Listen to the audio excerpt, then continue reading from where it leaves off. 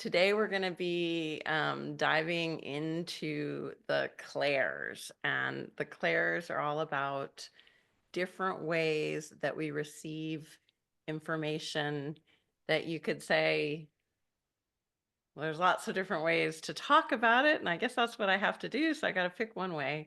So some of us feel that we are receiving information from spirit, from source, from our higher self, from kind of like universal data.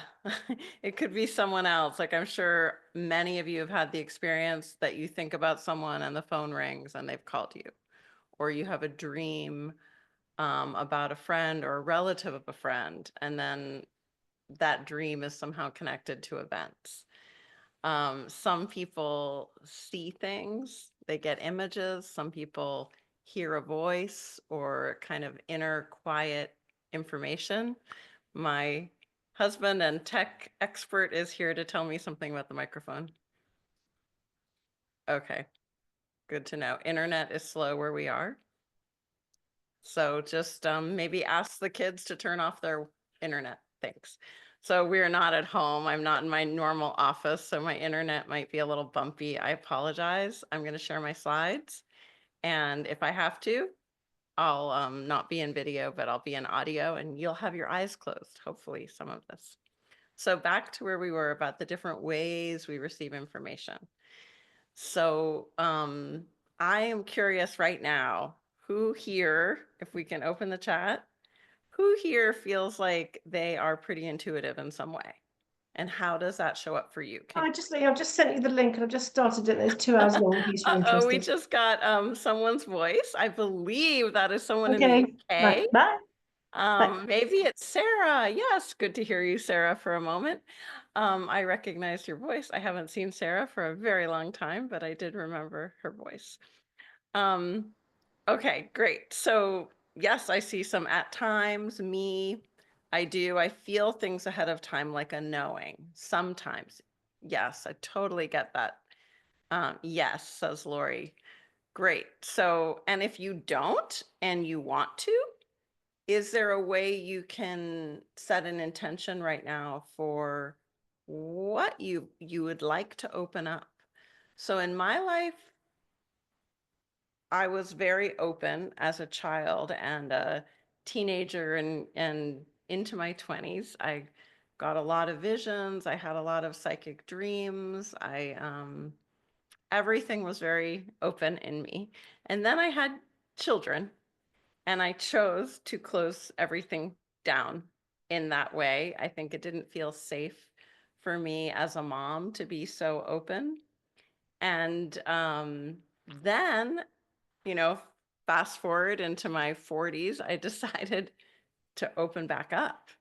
And it came with some natural occurrences through meditating and stillness and different practices, but also it came with an intention. So I really needed to set a strong intention and be clear about what sensory channel I wanted to be more active. Did I want to hear messages, or did messages scare me?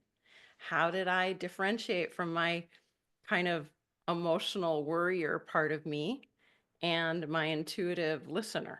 So we're going to get into today kind of those distinctions and some practices you can do to develop all of your clairs, and how maybe this is already there for you, or maybe you'll learn through the workshop which ones you want more active, and you can make that decision and really bring that in through very safe, easy practices. Nothing I'm doing today is very fancy. It's really pretty simple. But what I find is these simple practices, if we do them consistently and we ask for information,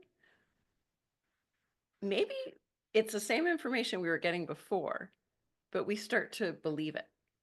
We start to trust our inner knowing, or our listening, or our seeing, or our feeling in our body too. I'm going to share my slides because otherwise I will start talking about what's in them, and then I don't want to be I just don't want to be repetitive here. Okay. For some reason, they're showing up in this different way. Oh, I think because I sent myself a PDF. Oh, well. You can still see them, right? I sent the wrong file to myself, but that happens. Okay. Most of you guys know me pretty well. Okay.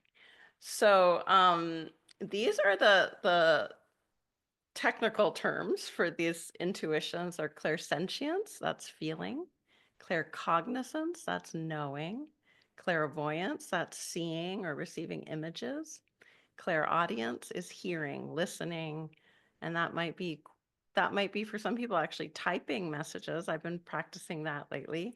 It might be hearing through words or a quiet inner voice.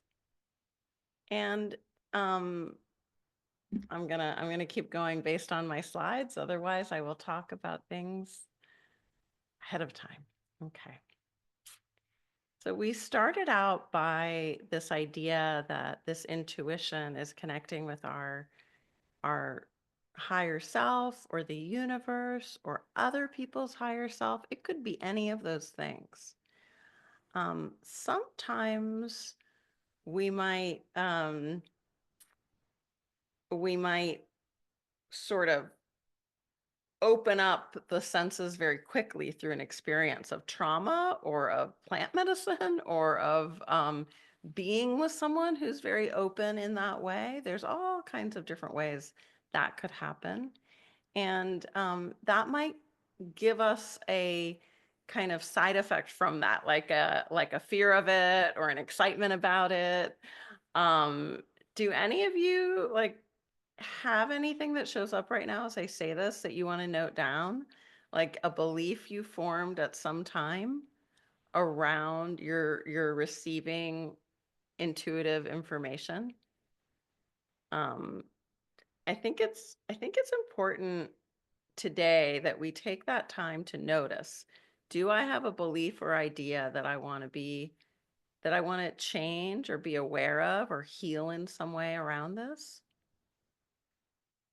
Like I said, for me, it was, I remember very clearly having young babies and uh, attracting to me some people that were in a lot of pain, often in public areas, and I knew things and there would be strong connections, and I realized this is not safe for my family for me to be this open. And so I made that decision. And then later I decided, okay, time to open that up again with clear boundaries, with new knowledge and practices, and a lot more grounding in my body. So we're going to talk a little bit about grounding and also protecting our energy as we do this intuitive opening. Okay. So,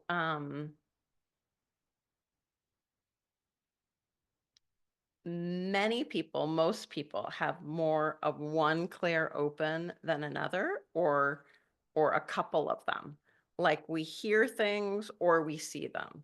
We feel things in our body or we know them. And I love the way some clients have shared with me the way they get knowing intuition. And they've always remember one person who said, it's as though the different options have some kind of lighting system and they light up and I just know what's the right direction or the right option for me because it's lit up. And it was a knowing, but it kind of mixed that feeling and that visual together. So of course the senses overlap. They're not really always one or another, but one of the ways we can really expand in our awareness and our creativity and clarity is through translating between the different senses. And that's something we can really practice. So when we see something, we can also ask to receive messages about it. Or we can notice, what does it feel like in my body to be seeing this image? And that way we're really tuning in and expanding all of our intuitive channels. Sometimes I like saying intuitive channels better than the clairs because they're kind of difficult words. I wish they weren't so difficult. Okay. Clairsentience, feeling. So I'm going to go through each clair now. I'm going to talk about it where you'll be using your mind to kind of get that information, see what fits your beliefs, your experiences. Then we're going to do a little practice. And then I'm going to ask you to journal a little bit about your experience. So we're going to do that 4 times with each Claire. And I'm going to take breaks too for questions or shares. We'll see how that goes. I want to be aware of the time for everybody, but I also want you to have a very full experience. So the feeling clairsentience, it's more of a lower body experience for most people. Some people feel things in their head or their heart, but usually it's a little more like a gut feeling. Can you relate to that? And when you're sensing through feeling, it can sometimes have a lot of layers of energy experiences. It can sometimes be emotional. So it's going to be different for each of us. It definitely can help you orient, like a compass orients to a certain direction. For myself, with the feeling Claire, that's the one that never really closed down for me. And when I know something or someone is speaking truth, they're being honest, they have kind of a good vibe, or the information they're giving is very supportive, I get like a central feeling in my body, like an alertness, sort of gathering together at attention. And so it's both open and attentive. And it's subtle, but that's how I've been able to judge, like, this is truth. And it's really, really helped me to stay away from some spiritual teachers that maybe were not as truthful as they should have been or said they were.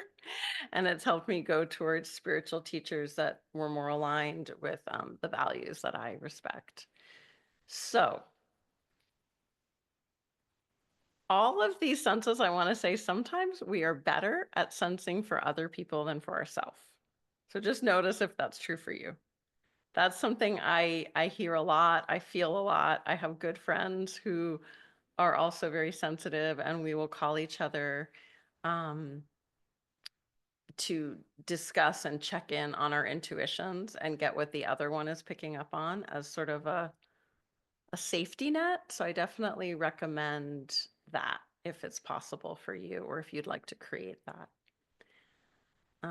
Sometimes those with clairsentience are the people who would describe themselves as very sensitive or empathic. They might feel someone else's emotion. And if we're not aware that we're doing that, it can feel really pretty crummy in the world, because it's like often many people, not everyone, but many people are not feeling great. And so if someone's picking up on others' mental problems, they're, I don't mean like mental illness, but I mean like difficult thoughts or tension in their body, or anger or sadness, whatever it is, and they don't know they're doing that, then they just feel like, wow, I feel awful all the time. If that's the case, and if you're a coach or a friend helping someone, when they can differentiate between themselves and the other, it's a huge shift. It's a really important tool. So if you have that happen where you're sensitive in a lot of spaces, and even though we get better at this, it doesn't always totally go away, but our awareness about what's happening and what we need to stay grounded and aware of our own personal experience can really, really improve. But note down if this one applies more to you.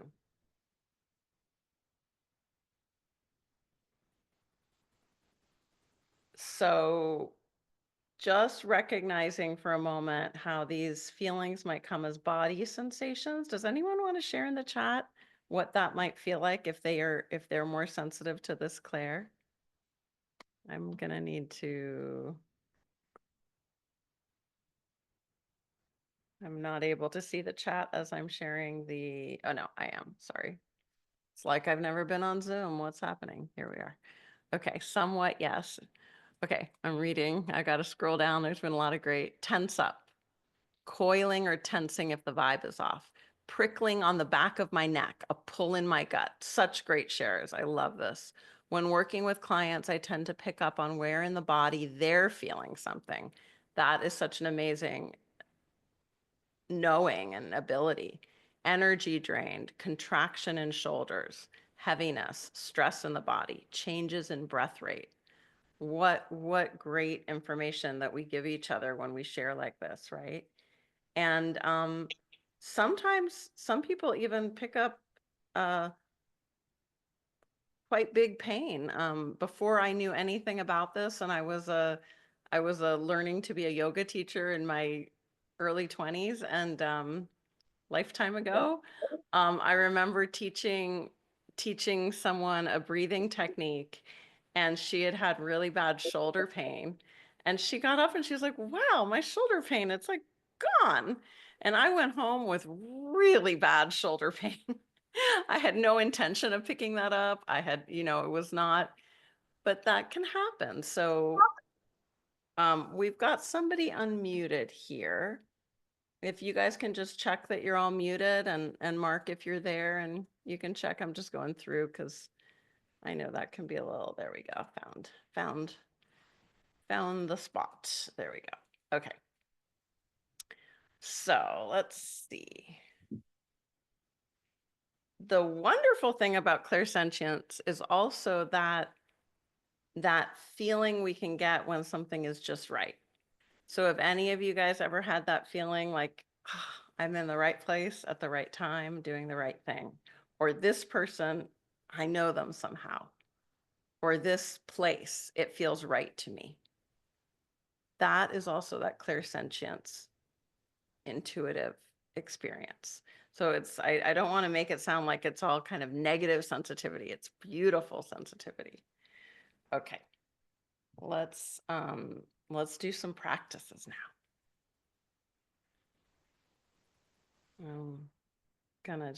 There's a lot of practices listed here. And I am scrolling through I thought I had a slide that did not. Oh, I shared the wrong slideshow with myself. So everything I did this morning is not here. Okay, so I'm going to just use my intuition here because I wrote down practices for all of us to do and I shared the wrong slideshow. Oh well. Mark, if you're on, can you grab my computer and send me? Okay, thanks.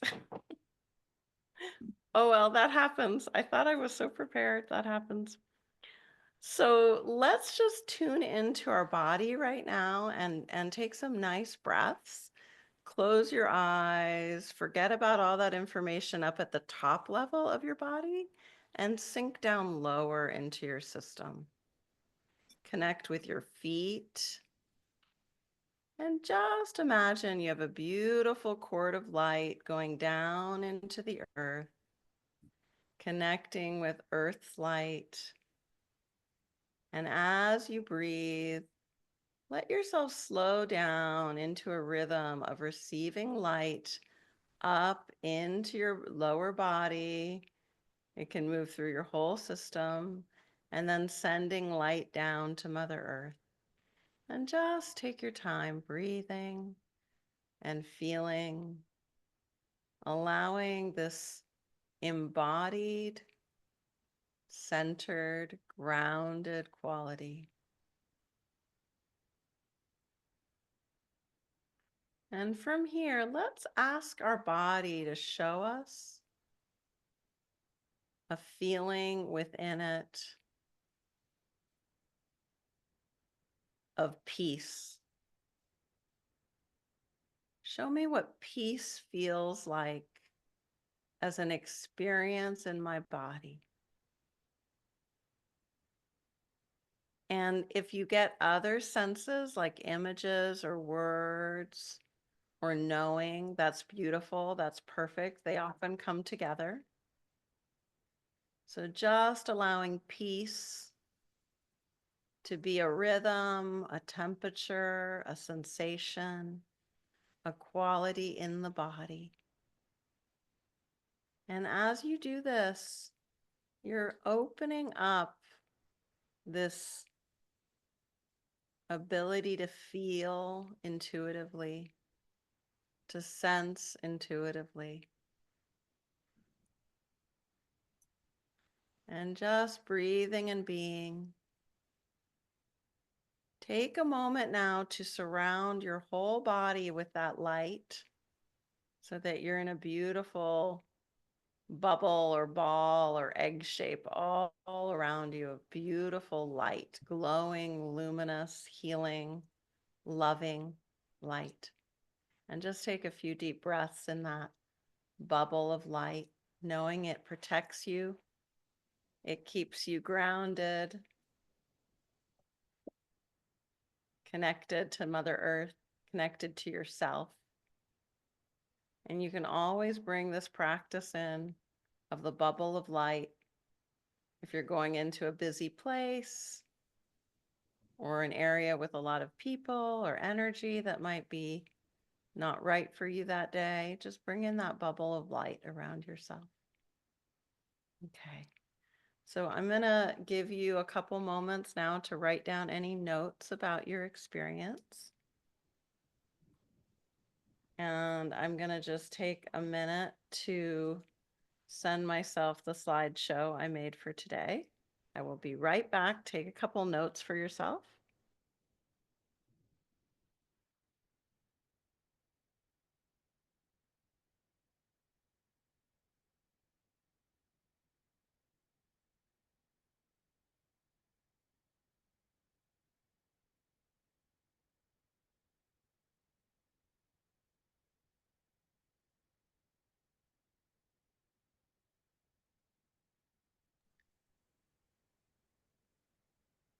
Okay. I am back. I'm going to just open up my new slideshow.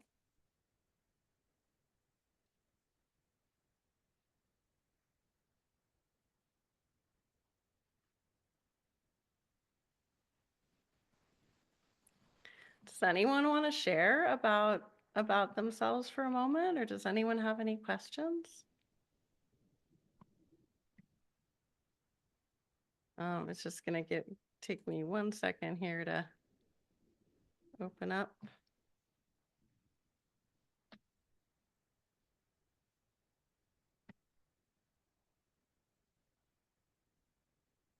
Okay. Oh, there's a hand up. Great. Hi, Dave. How are you?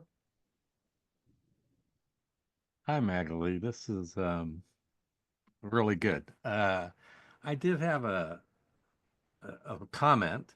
Yeah. I have a routine meditation that I envision a light coming from the heavens uh, Yeah. onto me, and then me spreading that light in my environment, through my house, through my neighborhood, through my community, Yeah, I throughout love that. throughout the world. And I liked this little bit of a curve in thinking that that light is also protective. I think that's the word you used, that Yeah. this light can be protective and that it can provide me with this feeling. Uh, I really like this idea that this can provide me with a feeling of uh, intuition. Uh, Yeah. And yeah, safe so intuition. yeah, I really So one of the things I really enjoy too is being able to sense the difference between taking that light out to everyone and sensing it just around yourself.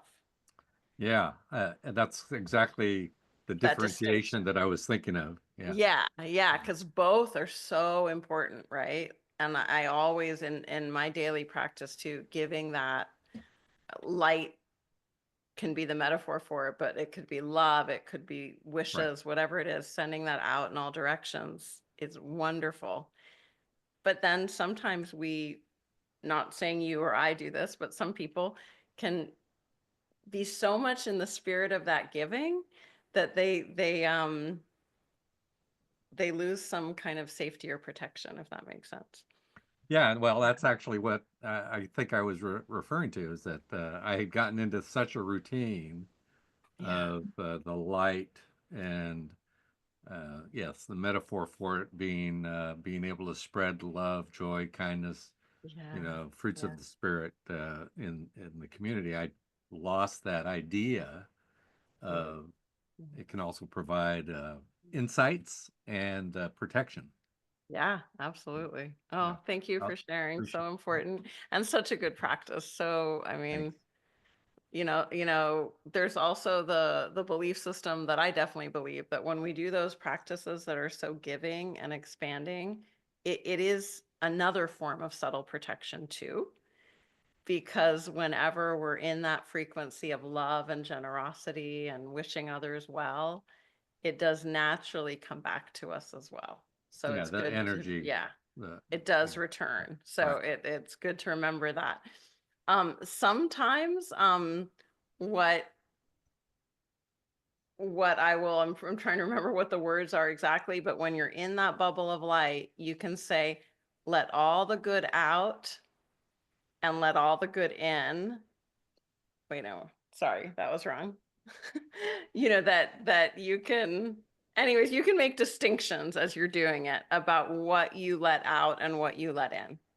So I've it's like a filter. Yeah, absolutely. I've actually led group prayers Uh-huh. that uh, did this in association with my breath.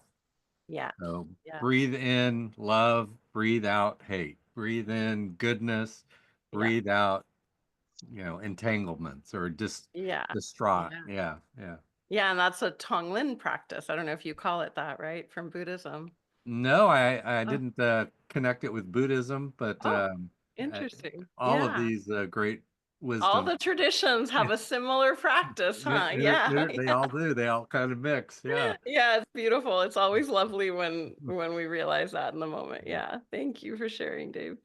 Okay, so now I have the real slideshow. It's almost the same. I just added some things to it. Um, okay, so I'm gonna go back to sharing my slides and we're gonna see where we are here. Um, hmm.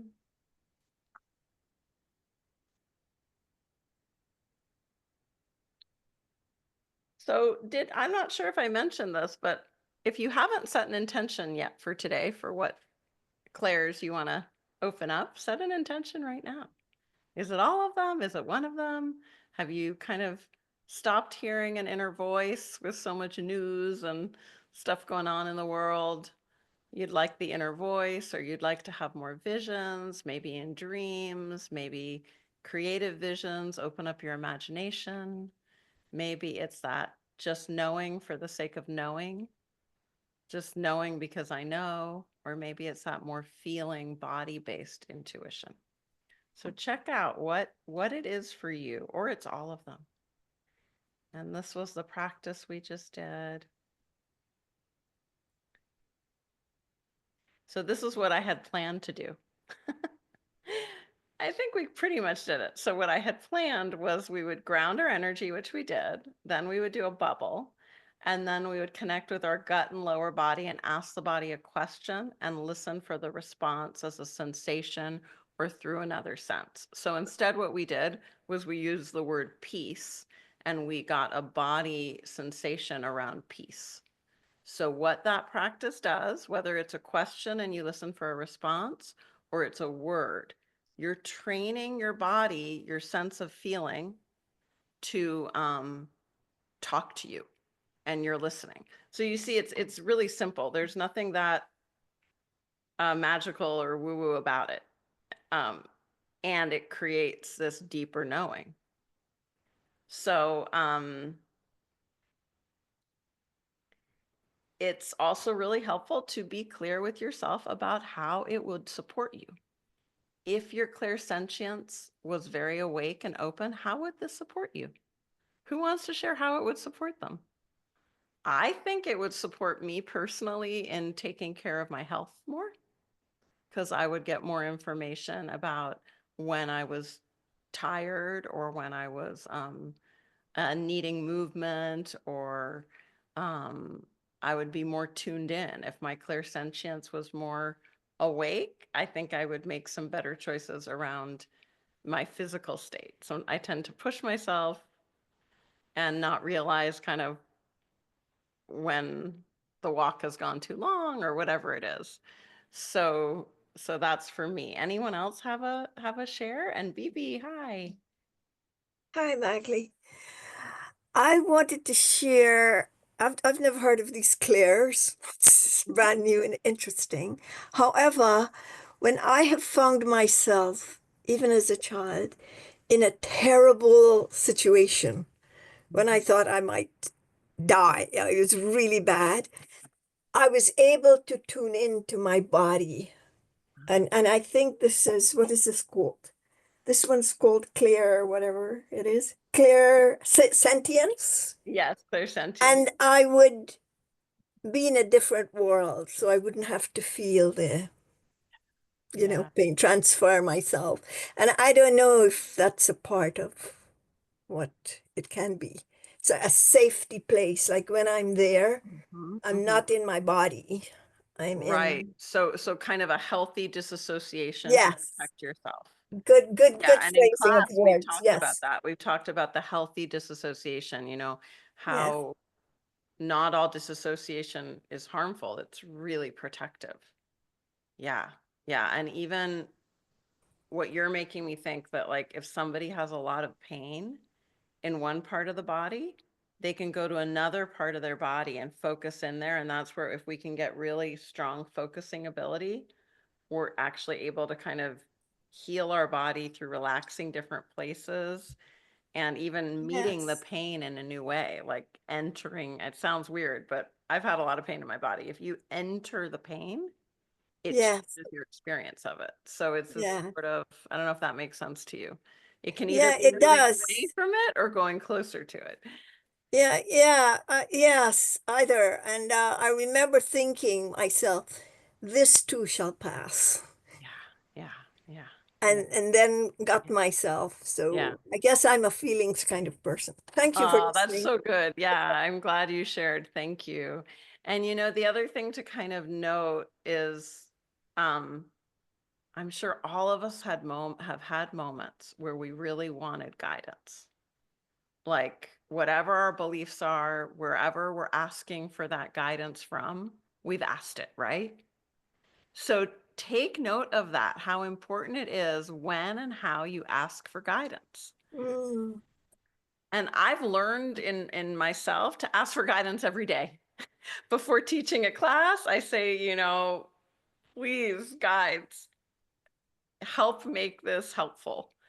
Let me connect to you. Let me connect to my higher self's what it needs to share. And that is part of these clairs, is that belief and trust in the senses supporting us. And Miriam, hi. I just unmuted you, Miriam. I'm not sure if you're looking at the screen. Hi, Magali. I'm sorry, my mom was Hi. talking to me. Good to Your see mom was you. talking to me. Hi, good to see you, Magali. Well, I want to let me see. I hope I can do a good summary. Well, first, thank you for this. When the first exercise came up, the first thing that came to me was like this big tree, like in a just an image just of one big tree, like on top of a hill in a forest with all these branches, like that was the thing. Beautiful, for peace. Uh-huh. Yeah, and now that you're talking about this, I don't know. Let me close the door. Isn't that a gorgeous painting that Miriam has in the Yeah, background? I love that. my mom left the door open and there's like ambulances going by. Oh, no worries. Very I high. get it. Yeah. Yeah, and then my question is, like, I know I've like felt this all my life, but before, when I was younger and I had no access to any of this. I was always like, I decided what's happening and I don't understand why, and I got worried and then I ignored it. Yeah. And now, like, I think since the pandemic, when I had started having access to this information online, I started saying, oh, okay, so I think it's regarding that area. Yeah. But now my question has been like, usually I feel and I know, Mhm, mhm. and that's what I've noticed. But then, like you said, my question has been like, well, why am I like, what am I supposed to do with this? What am I supposed to do with this? And the other, what you were saying, when sometimes when it feels like so overwhelming, how can I protect myself? Yes, yes. So Great questions. And that's what I would recommend that anyone does is have questions around it. mhm, So I suggest that you ask your intuition, what's the best way to protect myself? mhm. And you can tune into the different senses. You're also visual. You saw the tree. Yeah. Yeah. Yeah, So your visual is also very sometimes all open. of a sudden Yeah. it Yeah. just pop up. This Yeah. is where we can really use our beautiful regular mind as well and create questions. Drop into a breathing practice or meditative state and Mhm. say, and bring up our question and Mhm. ask all of our senses or one in particular, or if you believe in angels or guides, that could be another workshop. Yeah, I But believe or in God and source, in whatever you want to angels. name, Yeah. ask for this information and write it down. So like I've been doing more, it's pretty funny, meditating in front of my computer and asking to get information and typing. Okay. So that's another way we can use that clairaudience of listening through getting information and typing too, or writing by hand is even better. I'm just so used to typing. Yeah. Okay. Or Okay. saying it out loud. For years, I worked with a very special shaman and Reiki teacher who he would, during guided meditations, he always taped whatever messages came through. Mhm. And then he would publish those as poems. So Oh. that's another way to really honor that inner guidance. And I'll share him with all of you guys. He's one of my dearest teachers, Frank Coputer, and he's written several books and I worked with him for a long time. So I know sometimes I mention people and then I get these questions, wait, who is that? I want to look them up. Uh-huh. So yeah. All Oh, right. Thank you, Miriam. I hope that helps. So write those questions and in Wow. meditation, bring them in. Okay. Yeah, it helps because I'm doing like a lot of courses and taking care of my mom and working and all. So I have a lot of things on my mind. So they just come up and then they Yeah. Get them go and I down. forget. Get them down on a doc or on a piece of paper so that they're there. Uh-huh. Yeah. And Magley, can and I mention something real quick? absolutely, Yes. absolutely. I was in a webinar this week on the use of AI Uh-huh. as a partner in self-development, self-discovery, and allowing AI access to all of your thoughts and journaling and what you do throughout the Yeah. day, and then Yeah. asking it very probing questions about. Interesting. Yeah, it was very interesting. Yeah. Very Yeah. different from what we're doing here today, but Right. also can be enlightening Another as well. tool. So Yeah. many tools, and who knows, Yeah, we could go down that. I'm fascinated by that, Dave. I am very fascinated, and I feel like I have a relationship with my AI writing partner, so I get it. There you go. Gali, one more Yeah. question that I just Yes, remembered. absolutely. Like if you're um like feeling or knowing if it comes out sometimes for another person, and like well, usually would be like somebody close, like a family member or a close friend, like should you tell them, should you talk to it about them, or should you just like and keep it to yourself. That's something has been confusing and Yeah. overwhelming me. Yeah, I have a arrangement with my close friends and family. I ask them when there's no psychic messages, I ask them, do you want me to let you know if I get any intuitive message? Mhm. And I get either a yes or a no from them, and I respect that. Oh, okay. And that's what I suggest. Let them choose. And with, yeah. Does that feel like a good idea, Miriam? Yeah, because that has been like confusing and overwhelming me for a long time. Yeah. And then the way we share that, again, this would be another great workshop material, would be how do we share messages with people in our life?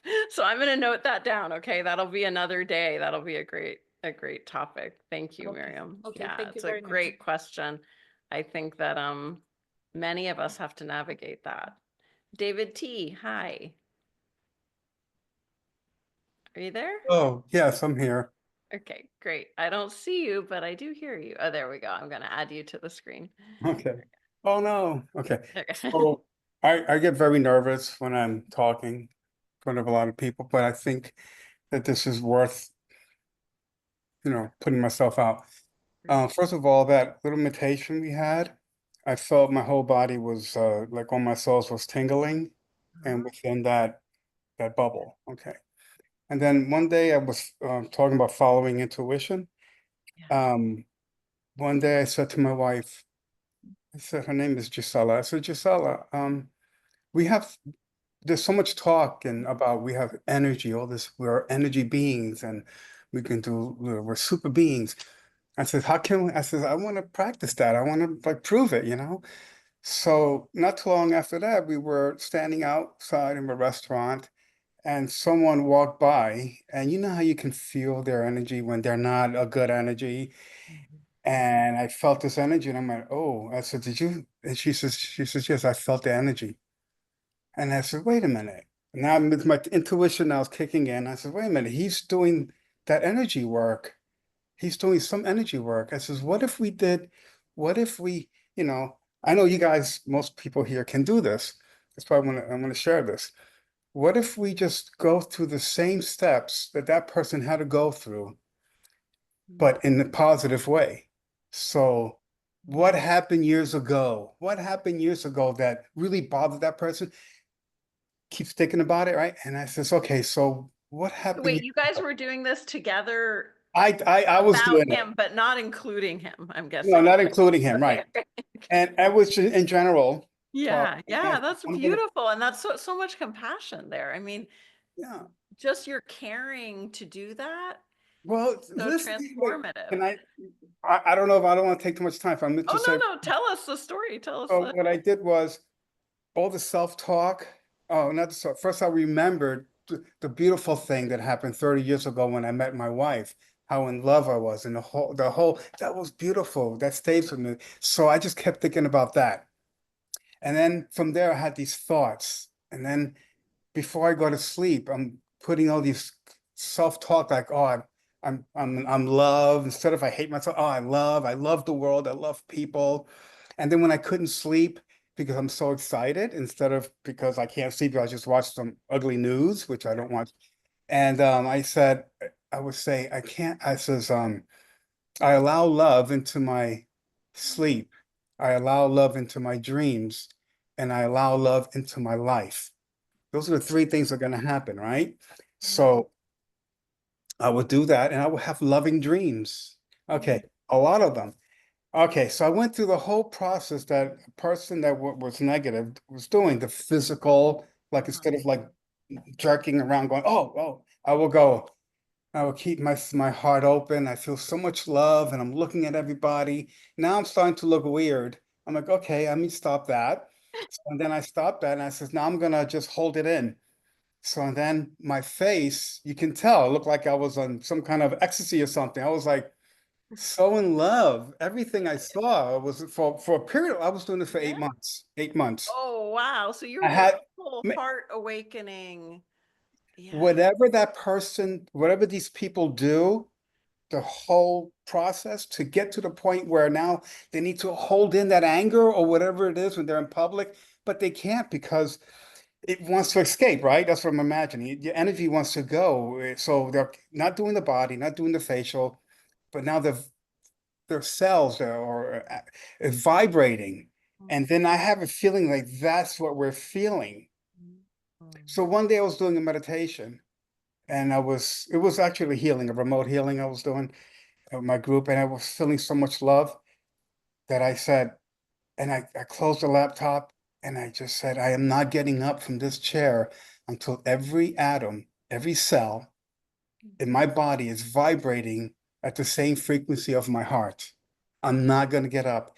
And I just stayed there. I don't know how long. All of a sudden, my body started vibrating, and I'm like, this is it.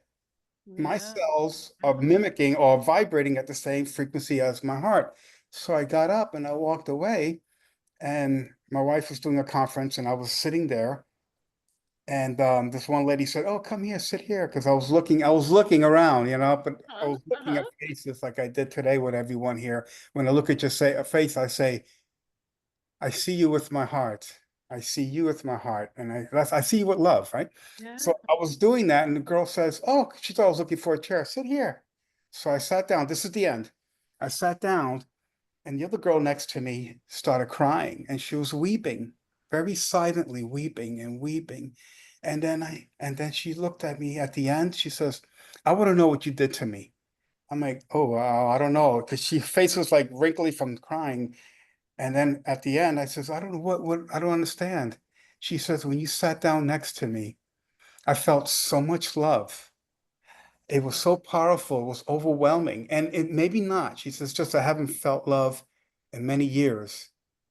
And she gave me such a hug. And for a couple of days after that, people were going, someone said, "You got the," like they'll say, "You got the Jesus in you." Or another person said, "Give me a hug. I want to feel." So it works. I just want to tell That people is it so works. beautiful. And I want Dave, to interview you. So, okay, and send me your okay, email. I'm and gonna Dave, I know interview you're you. gonna Can I appreciate interview that you because later? you reminded me. Go ahead. Okay, can I interview you later? We'll do we'll do an hour about this, okay? So we share with everybody. Yes, I'm so Okay, surprised that I'm send able me to your talk. email, okay? Usually I'm afraid I You have can do it. fear when I'm Yeah, talking to you guys. yeah. Thank I get it. I'm shy too, but we'll do an interview, okay? Probably no one believes that you're shy, but I do. I can't believe I talked to you this Good long job. without. I know. Oh You're my God, thank such you. a great share. Thank you. I want to thank everyone. Oh, Okay. I think we Okay. all really benefited from that, David. And that's such a powerful reminder of what, you know, is possible. It's so empowering and so incredible. Okay. Back to our clairs though, because we want to open up these clairs and get to know them and these practices. So I'm going to go ahead and share my slides, the right slideshow. Okay. Okay, so the clairsentience, this knowing one. And then there's a misspelling there. I guess I didn't prove that. I just know, but I don't know why I know. So anyone ever have that experience? I just know it. I can't tell you why. I just know it. Sometimes this Claire can be hard for family or friends to understand. And it's really important to trust ourselves, I think, when we do have this type of ability. And if we want to develop it more, I think that it's very important to lean into our imagination also, because part of this knowing might come through different means, like that person I was telling you about, that things would just kind of light up. Someone else, it's like a feeling, like a smile in their heart. Someone else, it's like a repulsion, like a strong no statement. So the imagination helps us with all the clairs. So by imagination, what I mean is like trusting that ability to get bigger, just like David was saying, like imagining what that person went through, or what Miriam was saying, seeing the tree. These are all parts of our imagination opening up and being valid and our friend, not something that we put kind of away in a mystical closet or something. All right, let's see what This is the wrong one. Okay.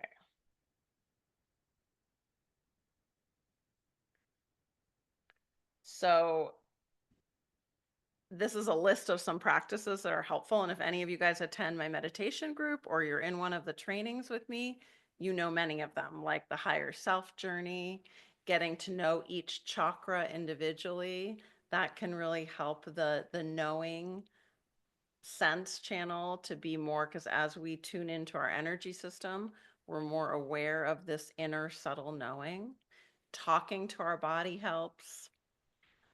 Asking for an internal yes and an internal no, and we're going to be doing that today.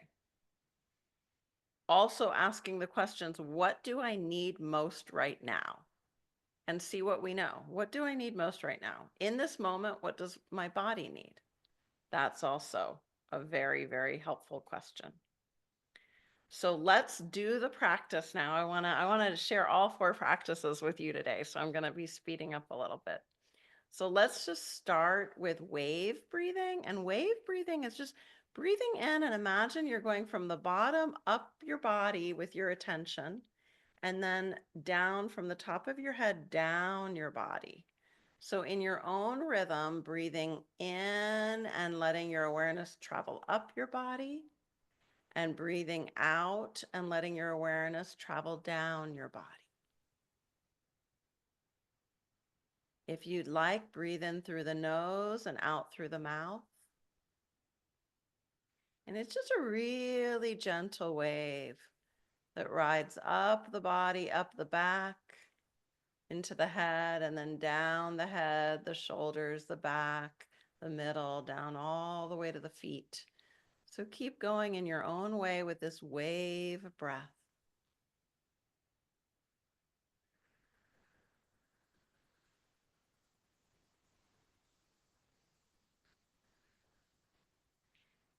And coming to a stiller point, take a breath and see what it's like to gather yourself into one point in your body. This could be the heart, the stomach area, whatever feels right.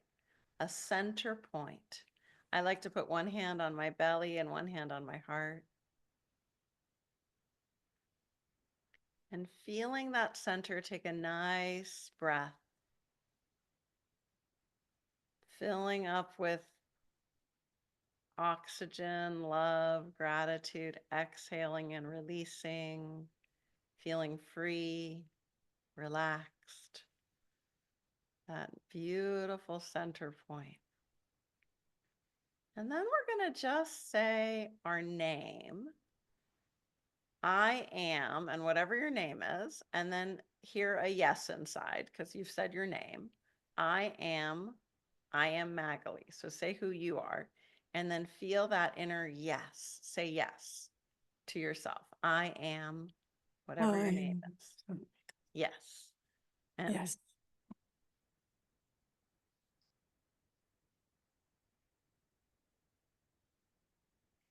beautiful. And if you hear your voice, it just means you're unmuted, and it's okay. We just can mute ourselves, no problem. Okay, now we're going to say someone else's name and feel the no. Say, I am Gertrude, and feel the no. Or I am Sam, and if you're not Sam, feel the no.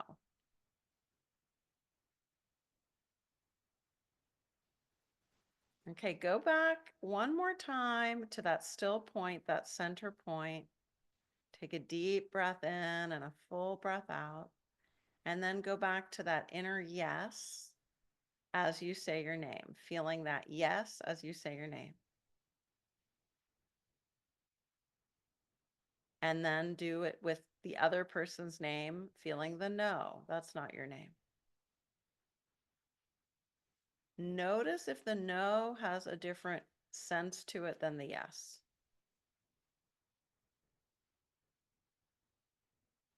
What is the feeling like in the body of the no?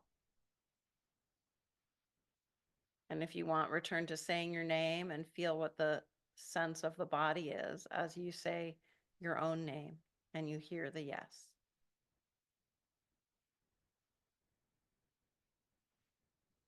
All right, when you're ready, open your eyes.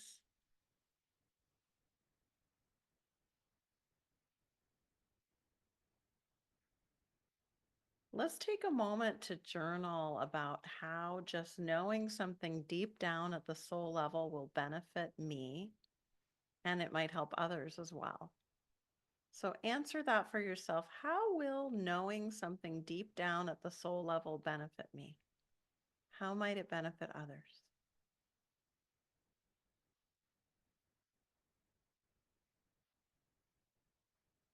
Is there any time that this knowing would not be helpful? You can look at the pictures on the slide and we'll just take a few minutes to answer these questions for ourselves in a journal.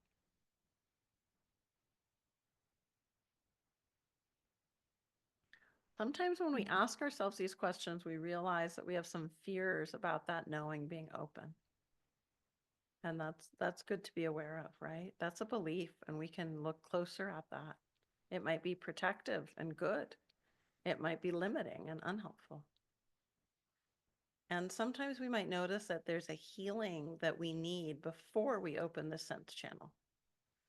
Like, I need to trust that even mistakes I made taught me things, would be a belief I've adopted. That looking back, I'm human, I make mistakes, and I learn. You know, so sometimes as we notice a healing we need, it might sound something like, oh, I'm gonna need to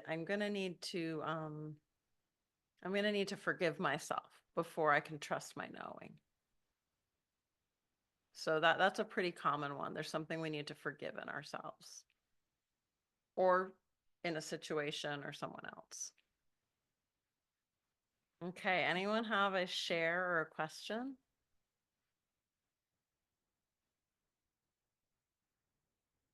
Oh, I love that share in the chat that with the yes, I had concentric waves going out. With the no, waves were like hitting roadblocks.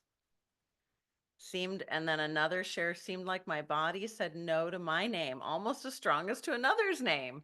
That's interesting. Listen to that. Do you want a new name? Do you have a nickname? What do you think that's about? Explore it a little. That's cool. And another great share there. When yes, relaxing, no, there was body stressed. Deborah, hi. Hi, what I got was so interesting. Can you hear me? Yes. Good to see you and hear you. Good to see you too. So, I just ran in, I was on the phone and then we did this. So I was like, okay, let me lay back now. And then, so what I got was, all right, I'm Deborah. Yes, got that.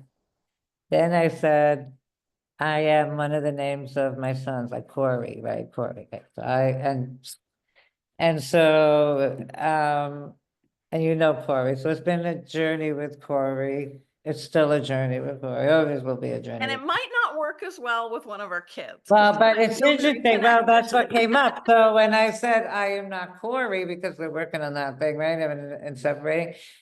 I am not Corey. It didn't say like no was like not so there. So then I was like, all right, well, let me test this out on somebody else. I'm like, okay, I'm not Michelle. I'm not Michelle, no. I'm not Corey. All right, let me try Jared. Let me try if that works with Jared, right? I'm Yeah, like, that's a great new practice, guys. Try it out with someone you know and see if you don't get a clear yes and no, right?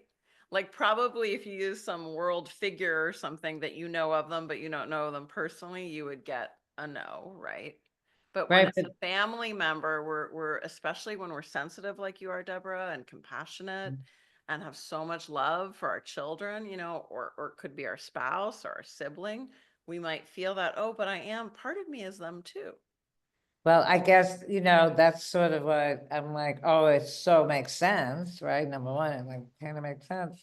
And then I'm like, oh, I got work to do. Like, not that I didn't know I have work to do, but I'm like, oh, this just like shows like, I think it just shows you're loving. I wouldn't overread into that. I think I like your take on that too. But then most people, like a lot of people would say that, right? But then I'm, yeah, I mean, you know that you want to create these boundaries. So another practice that can help you, and we can talk more about it in class, is the practice of imagining whoever you love, you care for, but you want more healthy separation. They're in their bubble of light, you're in your bubble of light.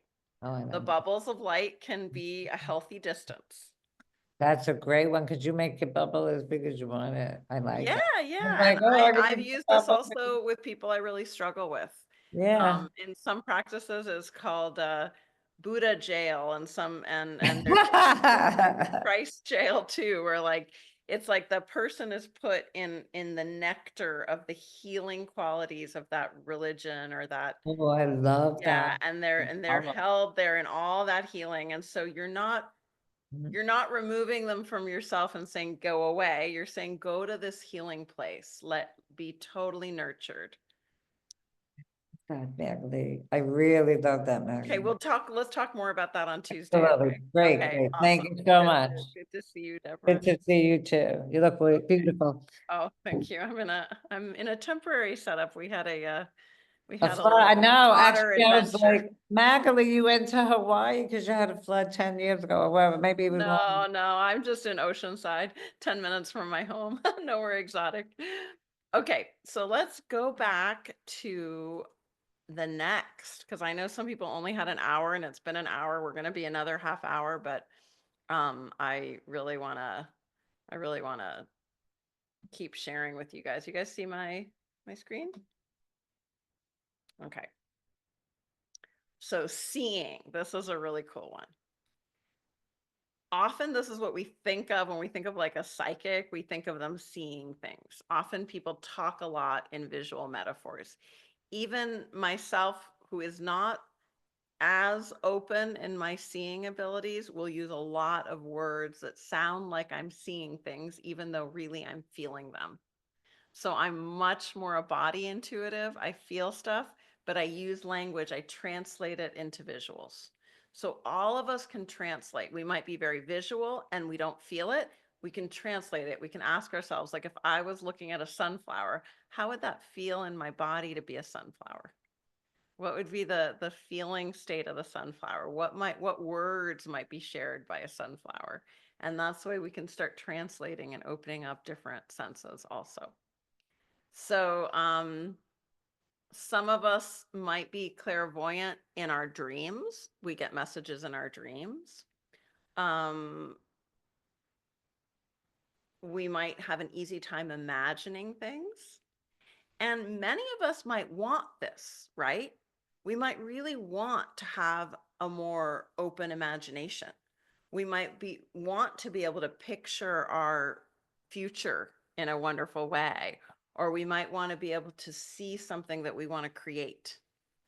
And so that would be a natural reason for wanting this clair to be open. Some of us might want to get information about others. Some of us might be mediums and we want to connect with loved ones that have passed and get all the clairs active for that. There's tons of reasons why we would want these clairs open. So just notice again in your notes, what is your reason? Is this one open for you? Do you want it to be more open, and why? And again, that's that important piece of setting the intention. So this is an upper body clair. So definitely more like forehead area, face, and crown of the head and above the head. We're going to do a practice today where we wash a window to create more visual clarity. And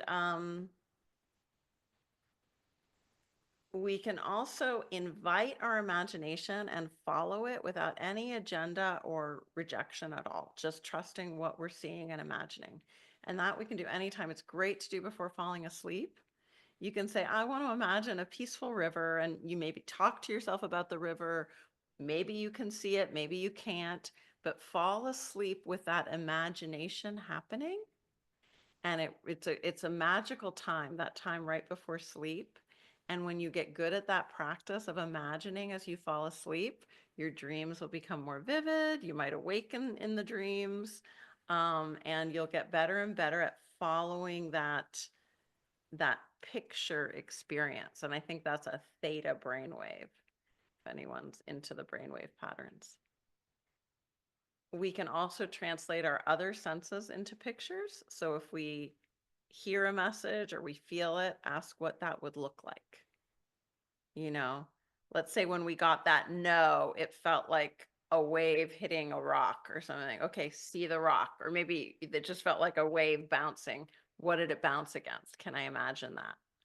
You know, go deeper into the imagining. Also, meditating with colors is very helpful. Even just when in a calm, peaceful state, whether you're meditating or you're sitting outside and you decide to open your eyes and look at something beautiful, or keep your eyes closed and like imagine something like an orange or an apple, you know, a very familiar object. You might taste it, you might sense it, kind of its volume and its structure. And then you might also start to get, well, I know an apple's red, so I'm just going to kind of see a red. It might start coming in little symbols, sort of. Our visuals don't play like a movie usually. They come more like little flashes of things. And I know for some of you it is like a movie, but for most people it isn't. Okay, so let's do the practice now. So get comfy in your seat and just take a nice clearing breath, breathing in fully and breathing out fully through your mouth. And just take a moment to ground your energy again, feel your center. Maybe surround yourself with that ball of light.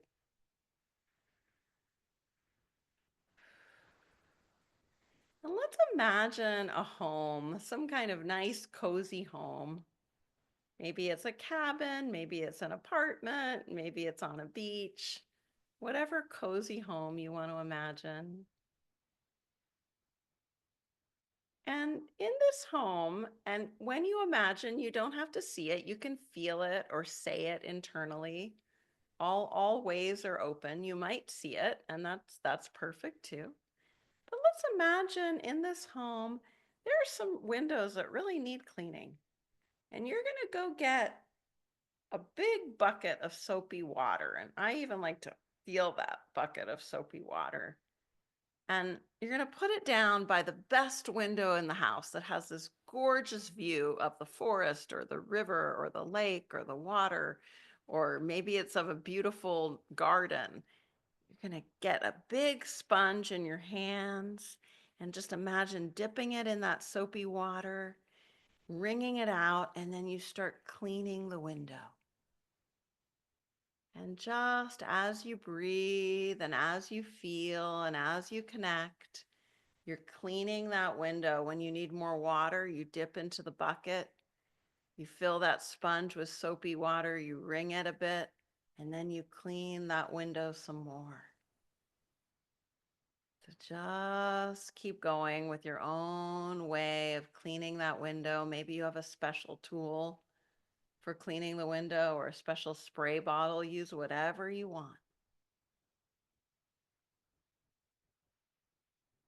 And then when you're ready, there might be another window you want to clean.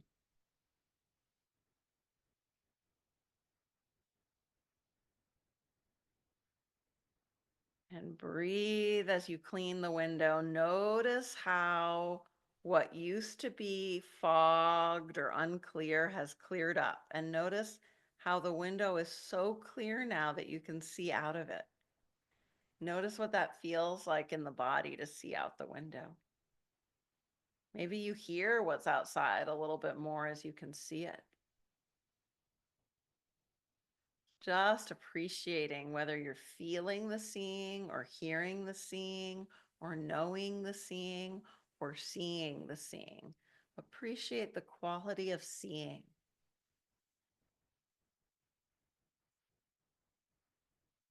And when you're ready, choose a place you love. Any place in the world. Could be a very natural place. It could be an indoor space, whatever it is, a place you love. And just allow yourself to bring to mind images of this place you love, any image at all. And then another image of the place you love. And just give yourself this freedom, this relaxation to see the place you love in little images or longer images. Knowing that you can feel and hear as well as see. And any of it is just right. It could be you just say a color, or you see a little bit of a place. Or you remind yourself with words and that brings in an image. So just enjoy giving yourself permission to see this place you love. And take some nice deep breaths. We're just going to spend about 30 seconds enjoying seeing the place we love.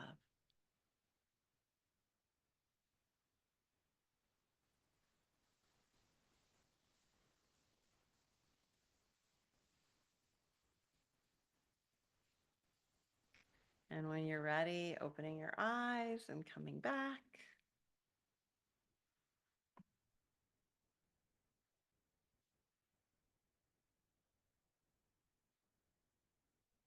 So how would opening up this sense of seeing clairvoyance, how would it help you? How might it help others? Take some notes for yourself. Is there a time this would not be helpful? Be clear about that. If there's any fears, write them down.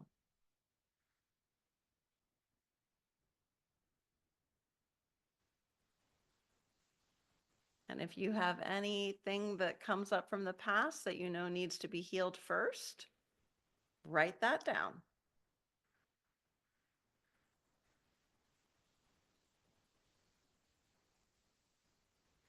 I also often find that seeing has a quality of joy to it. It's very linked to creativity and imagination. So when we give ourselves permission to see what we love, it can bring a little more joy and vibrance into our being. So that's my sense of it. But what's yours? Is there an emotion to that seeing? It's an interesting question to ask about all the clairs. And know that you can come back to these questions too. I'm happy to share the slides with you. Anyone have a share about the seeing, Claire? So I'm going to tell you a little story. I used to be a trivial psychic. That's what I called it. I would get dream visions of random little things. Like somebody was going to give me a gift of sunglasses. And I would see it clearly the night before, always in a dream. And that has faded. Actually, I would not say I'm a trivial psychic anymore. But for a long time, it was just little bits of information before they happened in that way. So sometimes these clairs are not very serious. I think that's why I'm sharing that. And sometimes they're very serious. So we can also decide, I want to be more of a trivial psychic, or I want to be a very deep psychic.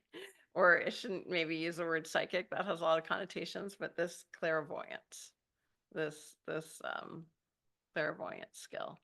Another thing that I haven't mentioned is that often when we meditate a lot or do energy practices, breathing work, Tai Chi, yoga, these clairs naturally arise. Some say that's because in a past life they were already open. Some say it's as we kind of, the word that's often used is purify or clean our channels. The sensory channels can be more vivid. So, just it's an interesting thing to kind of notice that if you're doing a lot of meditation, for example, often your dreams become more lucid. You remember your dreams more. You see more in your dreams. Just like if you're learning to draw or paint, you're using your visual senses, you might be able to imagine more clearly, right? So it's interesting how this is very real life as well as mystical. Anyone have a share or question? I would love to know about your experience of cleaning the windows. Penelope said, I need to see it before I can create it. Yeah.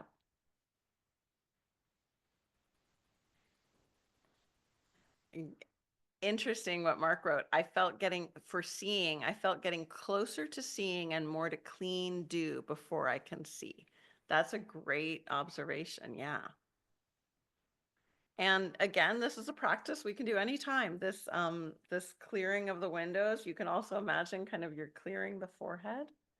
The clairvoyance is often also associated with the pituitary gland, that when we're in a deep meditative state, or if we even imagine following from our ears a line right to the middle of our head, that's where our pituitary is. And that's where there's a lot of colors sort of come to us. If we're meditating and we go right into that space, we might see colors. Have any of you ever meditated, especially on the upper chakras, and seen purple or magenta show up? That's often something that happens.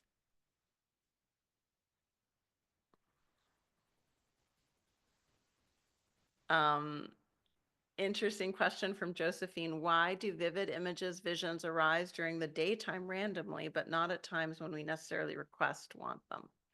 Is that your experience, Josephine? They just show up randomly? The way I look at that, just my perspective, is that we're all connected.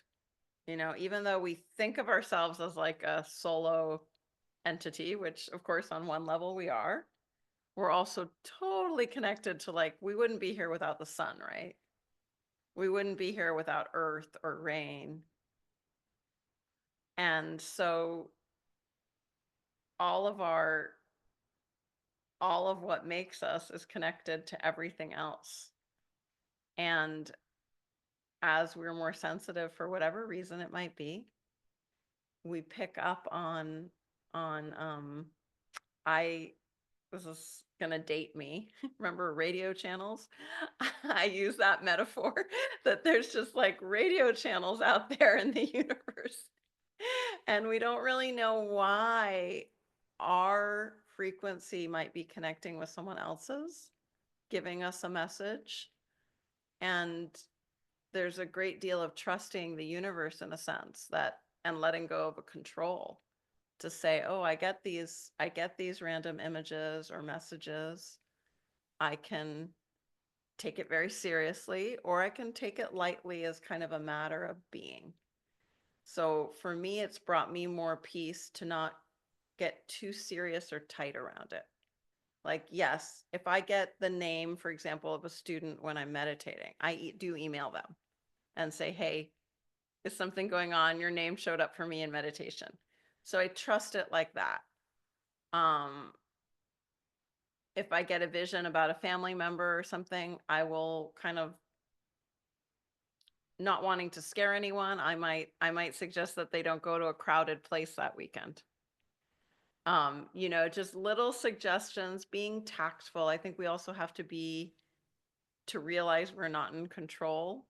And unfortunately, many people who do have these clairs developed often say that while they can get important information for people that might help the person in the decisions they make, it's really important that we don't feel that we are making decisions for others or able to control events.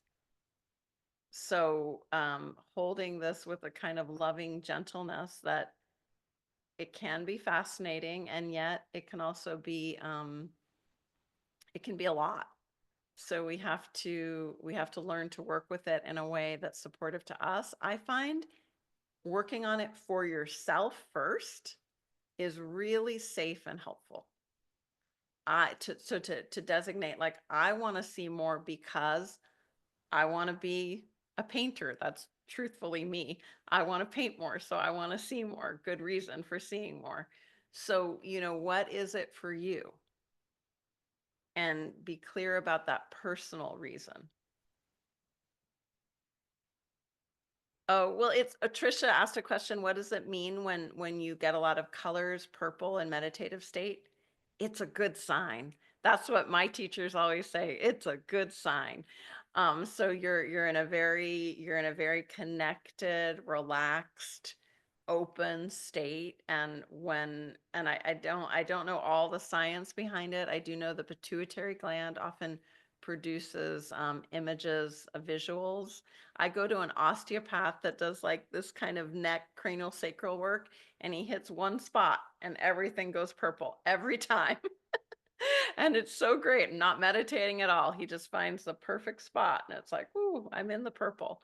And sometimes when we're meditating, we do that. So check out, does it feel good? I've also had magenta so intense that it feels like my brain's going to explode. So, we can ease off of it a little, open our eyes. So how does it feel? And what does that color tell you? Is it connecting you more with the universe, with your higher self? Check it out. Is it just a cool experience? And you can just be like, wow, that's cool. I went deep. Oh, what's an osteopath? An osteopath is a kind of medical doctor who does adjustments that are very healing for the body. And I have a brilliant osteopath. I'm so lucky. My insurance covers it, and I go every week, and he gives me this lovely healing. Okay. And he has no ego. I've never met, and I tell him that, I'm like, I've never met a doctor before with no, like, I mean, of course he has an ego, but not an unhealthy one. It's amazing. Okay. I get different colors. So when I'm in silent meditation, I've always just thought cool, didn't know that I was. Yeah, very cool, Deborah. Oh, and John wrote, I dream that I'm flying everywhere at will. The colors and images are beautiful and very real. Oh, that's the best kind of dream. Yeah. And we've got more great messages here. I'm not going to read them all, but I'm so grateful that you guys are sharing this information. Marbecca, hi. Hi, hello, Maha. Just a quick one. Clairvoyance, you said that it's all about the upper body. I just want a quick share that for the last few days I've had this pain in the back of my neck, and I'm just gonna admit to you that I don't have it anymore. Just now, it's gone. Cool. It's I know I had clicking shoulder, but there was a pain right here at the back of my neck on my right side, and it's just gone. So my question was, could it be that if you resist clairvoyance, you're actually holding pain? Would it be possible? Because I'm That actually sounds like, to scared. me, when you say that, that sounds like your own intuitive knowing. Yeah, Yeah. because I don't actually like it. I don't like it. I don't like the ability of the functioning of clairvoyance. I don't know like why. it. I just don't. Yeah. Does it have a scary feel to it, kind of? Like I might see things that are scary, or Yes, that too. It could be because I live here in the UK, but I was born in Southeast Asia, and I grew up surrounded by not very savory spirits. Did you I've even met someone who's moved over here to the UK, and they brought that not very savory spirit with them. Yes. Okay, I'm so glad you're sharing this.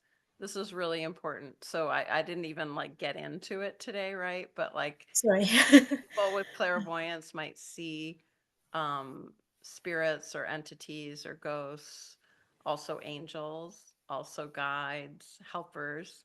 So we can also kind of tune our dial to what we want to see and what we don't want to see. Okay.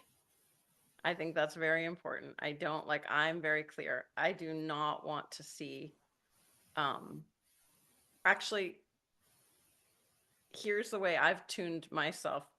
I do not want to see spirits and entities in daily life, but I do in my dreams or in meditation. And I want to open up that clair more for my visual work and for getting information, but I definitely I do believe that there's all kinds of energies around us all the time. Mhm. And I want to be tuning into the higher frequency, loving, Mm. kind qualities. And so I'm not interested in tuning into what doesn't serve me or others. Okay. That I'm going to send to the universe to heal. That's not my work. Now, in my Yes. dream time, I have different wishes. In dream time, I work, can't believe I'm going to say this publicly, but my dream practices are to help in that transition process for spirits. I do too. You do too. Yes. That's why I'm sharing. I do too. Yes, Thank it's you. such sacred, important work, Yeah. and we can choose how we tune this. Okay. Okay, thank you for Thank sharing. you. Yeah. Okay. And yes, there'll be a recording. I'll share of this with everybody. I know some people have to go, but let's do our last one. Let's have fun with the last Claire. Okay. Oh, whoops. Sorry, guys. Complicated when you have two slideshows up on your computer.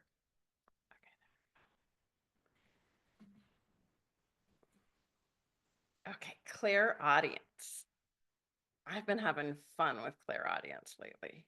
So Clairaudience is that sense of hearing, listening, tuning into the wisdom from our higher self, from the universe, from our guides, angels, God, however we believe and wish to tune in to that ability to listen and receive through words and information. So it can be really easy to think you're going crazy if you hear voices, right? Everyone talks about, what is it to be schizophrenic or having a psychotic episode? It's always described as hearing voices. So of course we might think, well, if I'm hearing voices, it's not good. However, we can really make a distinction. If I'm hearing loving, gentle guidance, that is very different. We do not want to hear anything scary, threatening, anything that would harm ourselves or others. That is in a different category. That is an experience that we want to get help and, go to the proper channels to receive mental health support. If we are trying to open up our clairaudience, our listening to the universe, maybe to a tree, what the tree says, or to the whisper of our guides, this is loving messages, supportive messages. These are never scary, critical, resentful, nothing like that. And that's how you know if you're tuning in to your Claire. That's the distinction. I'm just seeing if there's anything. So one little Clairaudience, I have a couple little hacks I've been working with. This is the one I've really been focused on for a year. And one of them is if it knocks 3 times, so if I get a question 3 times when I'm working with someone, I ask it, even if the question seems out of the ballpark, not what I would have thought to ask. So I listen for a repeat of 3 times a certain question, because I get questions when I'm working with clients, even though I'm a coach, not a intuitive psychic, I'm an intuitive. So clients who know me well, I say to them, do you want me to share my intuitive hit, or do you want me to share my intuitive question? And they usually say yes, but I ask permission. I don't make predictions. I don't say this is what's going on with you. I might just ask, so has anything been happening with your hearing lately? If I was told to ask that question, or something about a family member or whatever, I will just ask anything going on with that without it being a prediction or anything. Another little helpful trick I have found is the writing. So especially after meditating, to ask to receive channeling through words that I write down. Specifically, if there's a really direct reason I want that, even better. So you can try it out. You can just say, I'd like to receive messages about love, and see what you write. Or I'd like to receive messages about my healthy power, and see what messages you get and write them down. So let's do a practice now. I've forgotten already what the practice is today, so I'm excited to see what we've got here. Oh, well, these were just questions about what it will help us with. So this was after the practice. Hopefully, okay, here we go. Practice. All right. Okay, so again, find your comfortable seat and take a nice clearing breath. Close your eyes if that's comfortable for you, or you can have them open with a soft focus. And just as you're continuing to breathe in a very calm, steady way, just noticing your inhale and noticing your exhale, maybe feeling your feet. See what it's like right now to tune into your listening, your hearing. Noticing sounds in your room.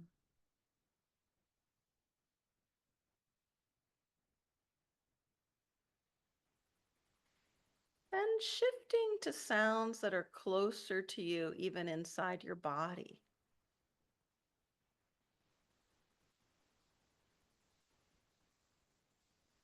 We all can hear a bit of our own inner ear sounds.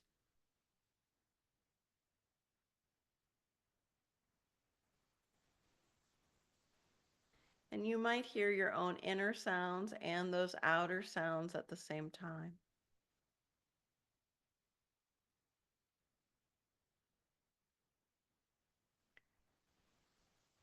As you breathe and listen, just notice how the stillness increases as you relax into this listening sense, this clairaudience of hearing.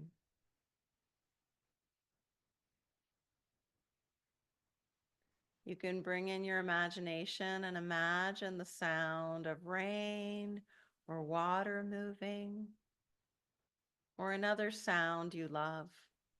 It could be a song you love. So that's bringing in your imagination and listening through your imagination. Take your time with it.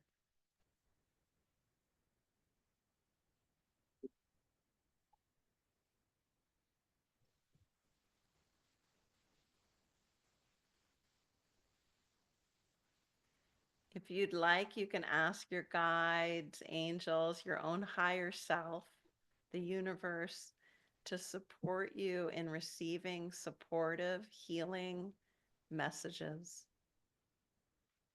Messages that come from connection and love.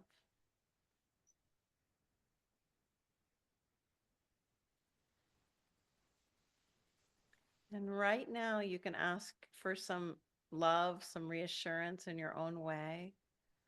Say what you need right now within yourself. I need, and say that. Feel it in your body. Listen to the inner words. I need. And then ask to receive a message of support, of giving you that need. Could be as simple as I need rest, I need peace, I need a deep breath, and just listen to the message given to you. It could be like a gift is given to you through any of the clairs. It could be kind words. It could be a feeling in the body.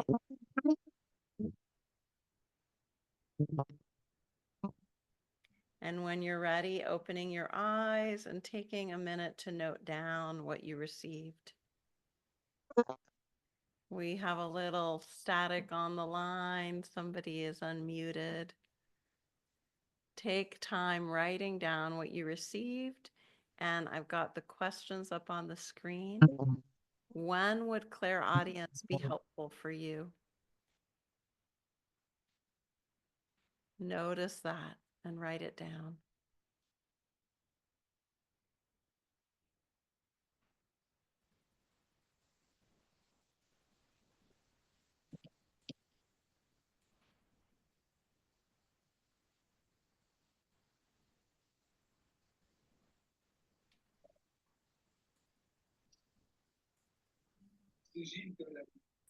And if it looks like the person with iPhone 3111111 might be unmuted. There we go. I think for some reason muting, it's interesting. Here we're doing Claire and the audio has picked up a lot. Isn't that funny? So take a moment to ask yourself these questions. How would hearing intuitive direction through my inner voice help me? How might it help others? And it could be anything. It would help me write a book. It would help me choose a color, whatever it is. And write down if there's any fears around this sense. Anything that needs healing from the past. Or a belief that shows up, like hearing voices means I'm crazy.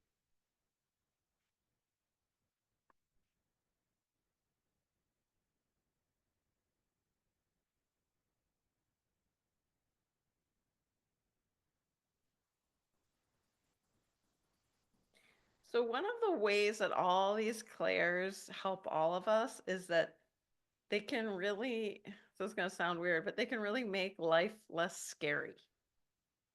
Even if we have some fear around them, when we trust our senses and we're receiving more information, there's a new relationship that forms with everything.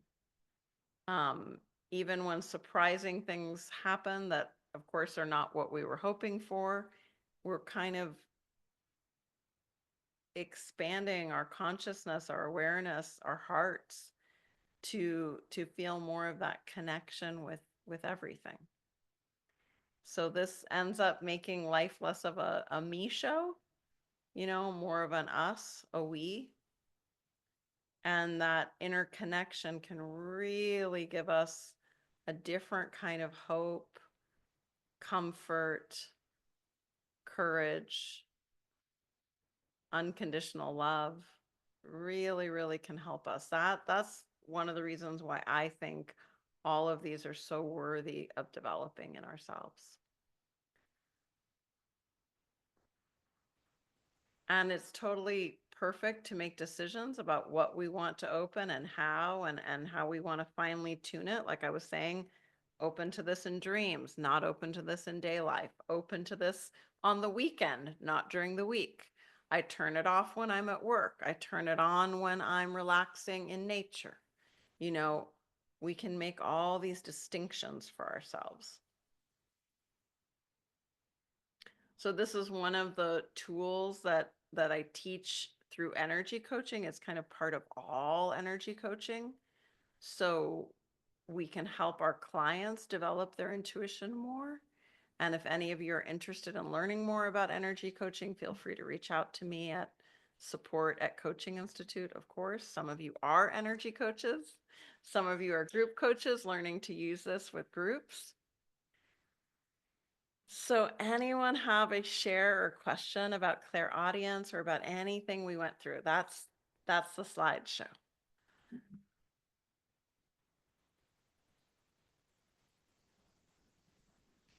I think everyone knows how to raise their hand, but has everyone gone quiet from inner listening? It can happen.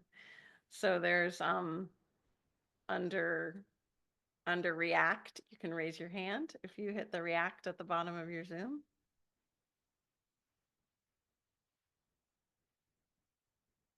Beautiful shares in the chat. Clairaudience would be helpful in preparing our response or participation in conversation or meeting. Yeah. Yeah, telepathy is telepathy part of Clairaudience? I believe so. I'm not an official on this, but if you're hearing messages from other people, I would believe, you know, your Clairaudience is very open. I mean, definitely hearing messages from the spirit world or your higher self. I think that's like a form of telepathy, right? Yeah. Okay. And sometimes actually, any of you, are any of you teachers of any kind? Sometimes when we're teachers, we kind of know or hear questions that are in a group's awareness. And then that shows us what direction to go. Right? So it's interesting how these clairs in relation to other people, it can be very subtle. Like you're with someone and you just know that they need a little lift up, a little this, or they need a little more actual heaviness. Like just being aware of what does this other person need at any of these sensory levels. You can tune into your body and ask the question, is my friend needing a little more settling or a little more excitement? And it's not your job necessarily to do that for your friend. I'm not saying that, but it's a good way to sense and notice. You can also practice with plants, with trees, with insects. See what it's like to have open up your imagination to have a conversation with your pet. or look at some people kind of at a cafe. Don't tell anyone you're doing this, but watching them, see what it's like to go, I want to receive some messages about those people just as an observer. You're not going to do anything. You're not going to go and introduce yourself or make predictions, but just to open up this sense and trust your imagination and experience that kind of knowing. It can be really cool. I do believe in like really having care with giving predictions to others or intrusion on others. So it's always good to have permission first, before we try to heal someone or perceive a lot about them. But in these little ways of just asking, what can I do for this person? Or also with relatives, we can ask for the higher self of the person to talk to our higher self and get messages. So we're not like addressing the personality of the individual. We're going to their higher self. What does such and such's higher self want me to know, or want my higher self to know? And that's also a way to work with that. How do we, okay, great questions in the chat. I love that, Josephine, what you shared about doing this with your plants and that you're also a teacher. And so I'm sure you're using a lot of this in your work. So Mark shared, how do we integrate, prioritize practicing these clairs versus shadow work, relationship building, etc.? Feel like the clairs could help these aspects versus the direct practices. How might we choose to include or avoid the clairs until we're ready? Great questions. Wow. Well, I agree with you that, like, what if you're struggling in a relationship and you're struggling with your ability to speak your truth? Wouldn't it be great to work on receiving messages from yourself and writing them down and trusting your inner messages, or feeling what your body is saying? Like, that's going to make you a healthier partner, a more loving friend or colleague, whatever it is, when people are tuned in to what they're feeling, experiencing about themselves, they relate better to other people. So I don't see it as like, do this, don't do that, but I would choose like, make it easy and small. 3 minutes a day. One of the practices, 3 minutes a day. Change them different days. One day I'm going to 3 minutes wash the window, follow my images. Another day I'm going to surround myself with the bubble and ask myself a question and see what my body says. Make it small and easy, but always with any of these practices, we can try one for a few days and keep a journal. I think one thing that many people don't do is they might sit to meditate every day. And I was like this until a teacher told me to absolutely do this, and I started doing it. And that is, take a few notes after your practice. Even if you don't read your notes again, keep a log. Get used to using your normal intellectual capacity to track what you're experiencing. It really helps in that integration and processing of the more energetic and mystical side of ourselves. And that can really create a greater unity and sort of centered approach where we're grounded and we can share effectively with others. It's not all an altered state.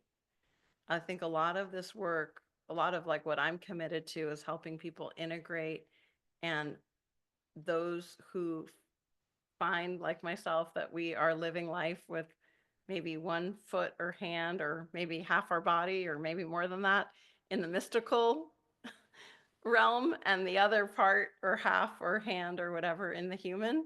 And these two have to find a way to exist comfortably together. So I think these practices really help. Hi, Teresa. Hi, yes. I just had a feeling of, I had an experience I wanted to share, kind of like, after hearing David speak, I just thought, when it comes, and I thought this was great, by the way. I didn't know how to describe any of the things I've ever experienced in life. So this was really wonderful. I wanted to share that I have a ritual whenever I fly, and the ritual began as a spiritual thing. I would say the rosary, and it would just become my automatic thing. On takeoff, I would say the rosary, and I would just continue to say it until we were in the air. And when I was done, I was done. I thought it was spiritual until the last trip I went on. And I realized it was more of a meditation than a spiritual need. And it just relaxed me. And in this last trip that I took, I literally felt myself at peace, feeling the meditation, and I'm definitely more of the Claire feeling person. But in this experience, it was during a lot of rain and there was a lot of turbulence. And so after realizing this was more of a meditation and that I was feeling peace and feeling just in a really wonderful state, we started hitting turbulence, and I started to feel and visualize as if I was a bird with my arms wide open and flying in the air. And in the past, when you're in a plane, you're always fearful of the ground on the bottom.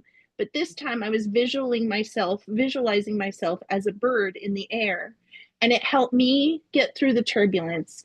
And then I had this complete feeling of what other people on the plane may be feeling in that moment during the turbulence, and feeling sorry for them, not sorry, but just kind of having that feeling of, I want to give them peace too. And so I don't know if it was my energy or what, but I just, with the feeling of my arms out and the feeling of the flying and the feeling of the peace, I just felt like I was trying to give it to the people in the plane.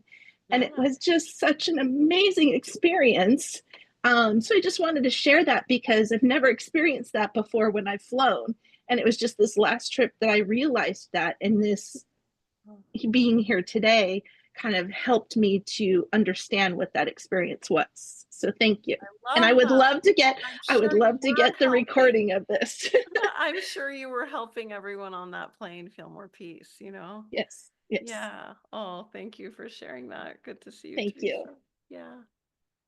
All right, guys. Well, what a beautiful session. I hope it was helpful for you. Let's take a moment just to kind of, we've done a lot of openings, so I want to take a moment to ground and center ourselves. So just in your own way, breathing and bringing your awareness down to your seat and to your feet.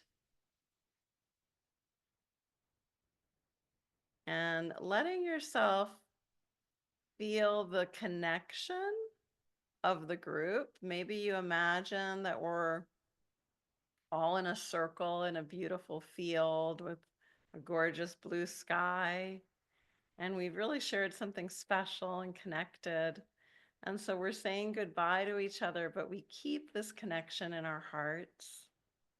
And maybe some of you are already friends and we'll connect again and share more personally. And maybe some of you, this will be a one-time connection, but maybe we've been friends in the past as well. So just feeling that connection and then coming back to your own grounded center and wishing others well, and knowing that others are wishing you well. And so just breathe with that wellness. See what it's like to make a wish for yourself. Kind of like a prayer or a suggestion. May I?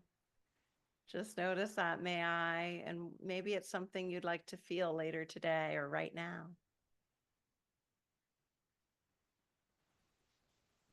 And just sensing your own inner connection with your body, your heart, your loving presence, and how all of the clairs that you're working with in your own way are a part of you. They're a part of your system. They will open, they will close, they will expand, they will tune in to exactly what you need and want. This is totally your system that you're connecting with and empowering and working with. And you can always ground your energy a little more by taking a walk outside, or taking a nice hot shower or bath, having a cup of tea. I know some of you it's evening. So whatever you need to do, if you're feeling at all that you stayed in the upper chakras, come back into the center and ground yourself when you're done. Thank you for sharing your energy today and being part of the group. Be well, and hopefully we'll meditate together in a couple days. Take care, everybody.